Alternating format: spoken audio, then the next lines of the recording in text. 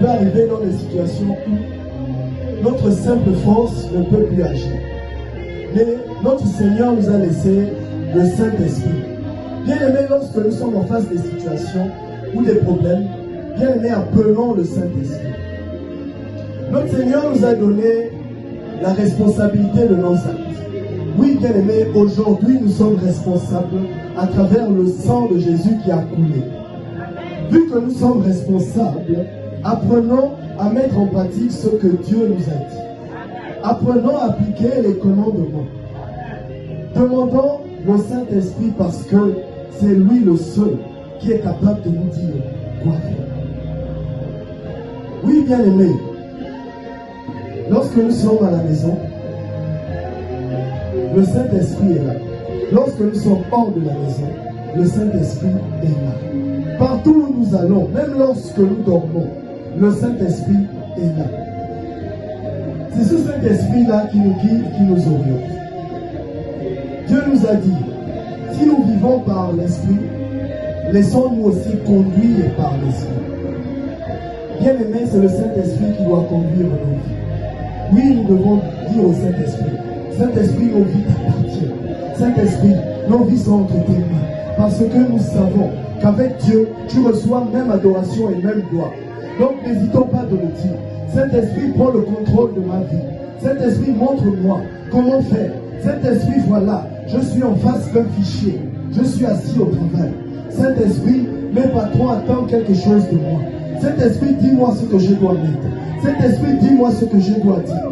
Même lorsque nous sommes à l'école, assis en face du table-banc, pendant le bac, tu es en train de passer ton examen, ou tu es en train de passer un devoir, appelle le Saint-Esprit. Dis Saint-Esprit, voici je suis assis en face de cette feuille. Saint-Esprit, éclaire ma vie. Saint-Esprit, montre-moi ce que je dois comprendre. Saint-Esprit, ressuscite toutes les notions scolaires que j'ai eu à recevoir. Saint-Esprit, guide mes pas, guide ma main, guide mon stylo, pour que tout ce que j'écrive, Seigneur, soit sous ta sanctification, soit sous ton nom, soit sous ta gloire. Bien aimé, l'examen a l'air simple. Obtenir du travail, ça a l'air simple. Obtenir des diplômes, ça a l'air simple. Dieu a créé les cieux et la terre. Dieu a créé l'homme. Ensuite, il forma l'homme. Les choses peuvent paraître simples. Bien aimé, combien de fois, avant de passer un examen, tu as rêvé que tu te réveillais et l'examen était déjà passé? Tu dors, tu sais que le lendemain, c'est l'examen. Tu te réveilles et l'examen est passé. Il est déjà 10h ou 11h, que tu ne peux pas arriver parce qu'il est trop tard. Combien de fois avons-nous fait ce genre de rêve? Bien aimé, Dieu créa les cieux et la terre. Dieu a donné tout pouvoir à l'homme. De par ses actions, Dieu nous a bien montré qu'il y a d'abord une réalité spirituelle avant qu'elle ne devienne une réalité physique. Lorsque Dieu te donne la victoire, il te donne d'abord une victoire spirituelle. La victoire spirituelle s'obtient par la prière, par le jeûne, par les temps de méditation, par le discours, ces échanges avec Dieu. C'est à ce moment que Dieu nous donne les armes. C'est à ce moment qu'il nous dit que demain, lorsque tu vas aller à ton lieu de travail, tu vas rencontrer des hommes qui vont t'entourer, qui vont commencer à te menacer, qui vont vouloir te faire des problèmes. Mais Dieu te révèle déjà à la veille. Et il te dit, mon fils, demain quand tu vas te réveiller, voici ce qui va se passer. Bien aimé, notre Dieu est tellement bon. Notre Dieu nous parle. Tu aimeras le Seigneur ton Dieu de tout ton cœur, de toute ton âme, de tout ton esprit, de toutes tes pensées, de toutes tes forces. Bien-aimé, quelle est la musique que tu écoutes?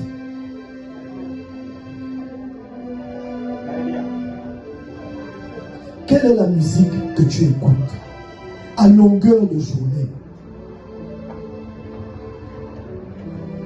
Je préfère ne pas citer certains noms. Parce que le seul nom que je veux citer, c'est celui de Jésus.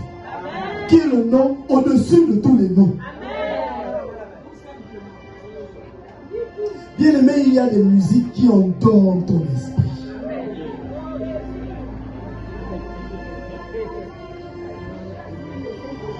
Bien aimé, il y a une dimension dont tu aimeras le Seigneur ton Dieu. Dimension.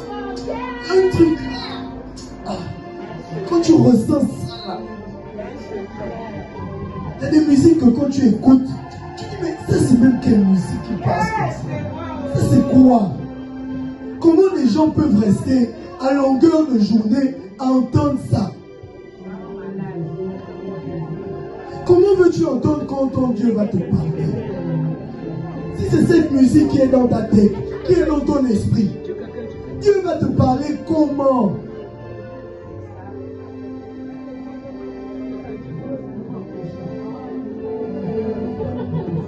L'amour de Dieu, la conception spirituelle avant qu'elle ne soit physique. Si dans ta conception, il y a une sorte de démons qui ne partent que par le jeûne et la prière. Réjouis-toi, mon ami, Seigneur et mon Dieu, et n'abandonne pas, c'est bien-aimé. Dans la détresse, il le soutiendra. Il est le Dieu de fidélité. Réjouis-toi, mon amour, éternel est ton Dieu. Il n'abandonne pas, c'est bien-aimé. Dans la détresse, il le soutient. On ne peut pas le Dieu de fidélité. Il est le Dieu de fidélité. Il est le Dieu de fidélité. Bien-aimé, notre Dieu nous aime. Bien-aimé, j'aime à dire nous avons déjà la victoire. Parce que notre Dieu a déjà gagné. Ce que notre Dieu a eu à vivre, il a vécu la souffrance. Bien-aimé, notre Dieu a vécu la souffrance. Il est venu sur terre. Il a déjà tout payé. On l'a frappé, on l'a tabassé, on l'a craché dessus, on l'a insulté, on l'a blessé, on l'a mis sur la croix. Son sang a coulé. Dans la Genèse, il est dit, lorsque Caïn a tué Abel, Dieu a dit à Caïn que le sang de ton frère te vengera. Donc ce sang qui a coulé a une vengeance. Ce n'est peut-être pas la même dimension, mais le sang de notre Dieu aussi qui a coulé a une vengeance. Elle nous venge, elle nous sauve, elle nous restaure, elle nous lave de nos péchés, elle anéantit tout pacte passé par nos ancêtres. Elle fait de nous des fils et des filles de Dieu.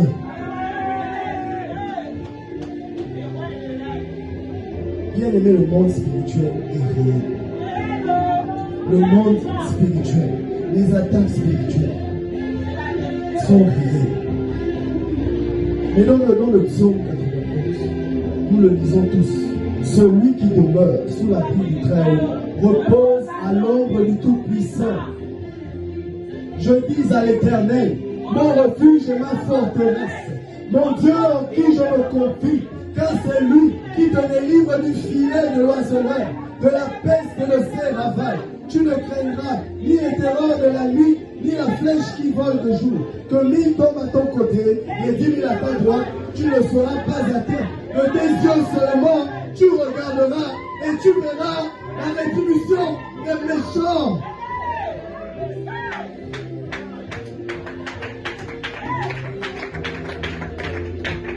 Bien-aimé, notre Dieu